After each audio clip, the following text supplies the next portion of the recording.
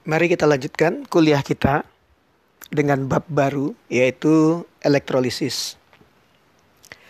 Nah, apa beda sel Volta atau sel Galvani dengan sel elektrolisis? Yang Anda lihat di sini, ini adalah sel Volta. Jadi, kalau Anda celupkan logam seng ke dalam larutan seng 2+, maka Anda akan memperoleh beda potensial pada antarmuka antara seng dan ion seng 2+. Demikian juga kalau Anda celupkan Cu ke dalam larutan ion Cu2+, di sini Anda akan mendapatkan beda potensial antara logam dan larutannya. Nah, kalau Anda hubungkan kedua larutan ini dengan jembatan garam, kemudian kedua elektroda ini Anda hubungkan dengan kawat penghantar, misalkan kawat tembaga, maka elektron pada rangkaian luar itu akan mengalir dari elektroda Zn menuju elektroda tembaga. Karena elektroda Zn itu memiliki potensial lebih rendah dibandingkan dengan elektroda tembaga. Ya, makanya di sini kita beri tanda positif, di sini kita beri tanda negatif. Lalu karena elektron itu mengalir ke sini, elektron yang sampai di sini itu diterima oleh Cu2+. Akibatnya apa? Cu2+ tereduksi menjadi Cu. Konsekuensinya apa? Karena seng itu memberikan elektron, maka di sini logam seng harus teroksidasi menjadi seng 2+ dan menghasilkan elektron.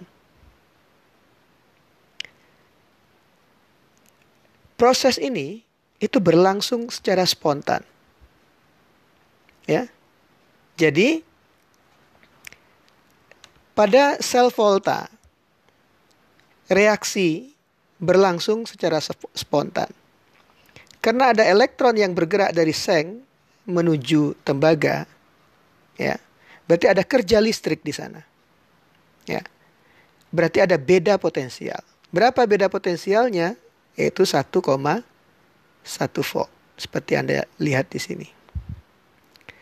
Nah, pada sel elektrolisis, ya, kita ingin memaksakan terjadinya reaksi yang tidak spontan. Jadi pada dasarnya begini, kita ingin di sini seng 2+ tereduksi menjadi seng di kiri.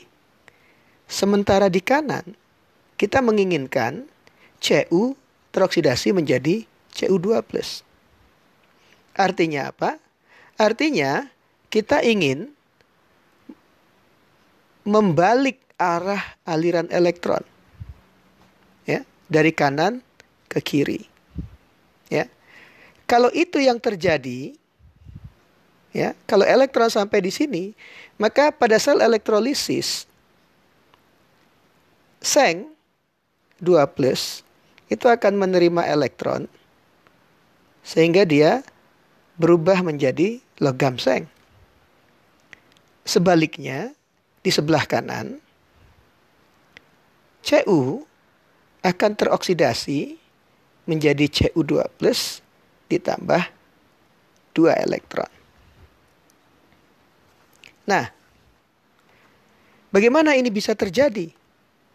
Ya, caranya adalah dengan memberikan beda potensial dari luar. Ya, di sini kita beri baterai atau sumber potensial. Ya, jadi supaya itu terjadi kita harus berikan sumber potensial. Jadi sekarang ini diganti dengan baterai. Ya, baterai. Nah, kutub negatif baterai kita hubungkan dengan kutub negatif dari sel Volta, lalu kutub positif dari baterai kita hubungkan dengan kutub positif dari sel volta yang tadi. Ya.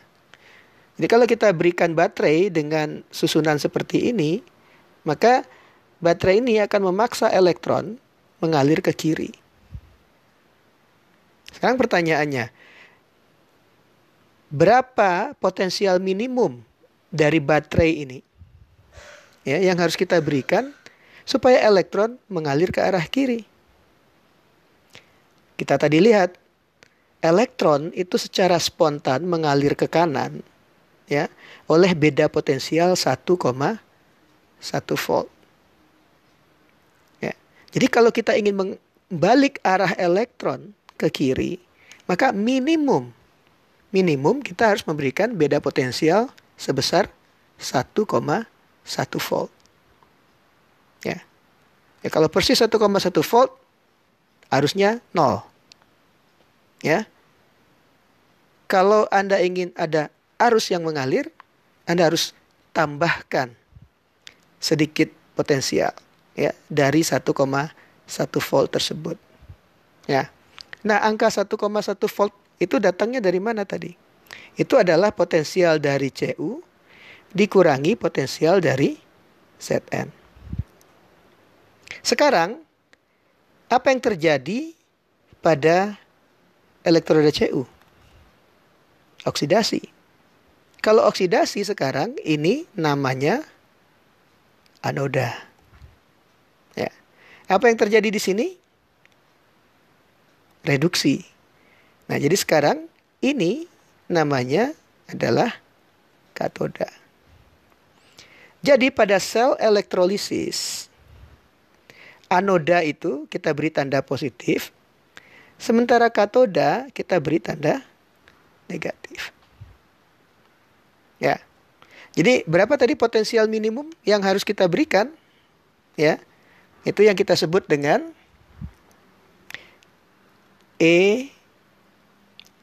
APP. APP itu singkatan dari applied, atau potensial yang harus kita berikan dari luar supaya terjadi proses elektrolisis. Yaitu potensial dari Cu dikurangi potensial dari Zn. Sekarang Cu itu adalah anoda. Jadi potensial anoda dikurangi potensial katoda. Ya. Nah, kalau beda potensial yang kita berikan persis seperti ini, arusnya akan 0. Nah, supaya ada arus, misalkan Anda ingin mengalirkan arus 1 ampere, maka harus ada ekstra potensial yang Anda berikan sebesar I kali R. Nah, I adalah arus yang Anda ingin mengalir pada sel elektrolisis ini. Dan R itu adalah hambatan dari sel elektrolisis ini. Ya. Jadi, poin apa yang kita pelajari di sini? Ya. Untuk menjalankan elektrolisis harus ada potensial minimal. Ya, tidak boleh kurang dari 1,1 volt untuk kasus ini. Ya. Poin yang kedua yang harus Anda ingat, pada proses elektrolisis kita memaksa terjadinya reaksi yang tidak spontan. Artinya apa? Artinya elektrolisis itu akan terjadi hanya kalau kita secara terus-menerus memberikan energi dari luar. Ketika energi itu kita hentikan, elektrolisisnya juga berhenti. Ya, itu konsep dari proses elektrolisis dan potensial yang harus diberikan supaya elektrolisis terjadi.